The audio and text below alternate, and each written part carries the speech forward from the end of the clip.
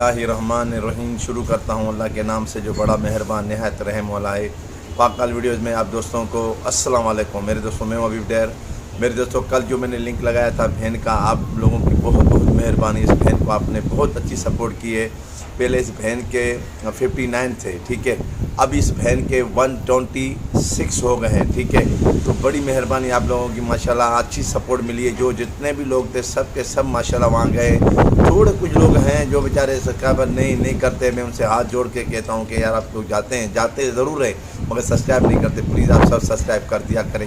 ये एक सदका कहलाता है, ठीक है ना। आप किसी को नेकी करते हैं तो ये सदका कहलाता है, ठीक है। तो वो भी आपको रिटर्न कर देते हैं। कुछ लोगों को ये डर होता है कि हम 24 घंटे के बाद करेंगे, बस ये डर लगा रहता है कि अगर हम पहले करेंगे तो हमारा कहीं सब्सक्राइबर कम ना हो जाए। बस इस वजह से वो आपको थोड़ा लेट सब्सक्राइब डन करते हैं, रिटर्न कर देते हैं, ठीक है। तो इसलिए थोड़ा वेट किया करें, नो प्रॉब्लम, ठीक है ना। जो मैं लिंक लगाता हूँ आपके सपोर्ट के लिए लगाता हूँ। तो आज मैं इस भाई का लिंक लगा रहा हूँ, ठीक है। तो आज आपने इस भाई को सपोर्ट करनी है। इस भाई के ये 75 है, 575 है, ठीक है।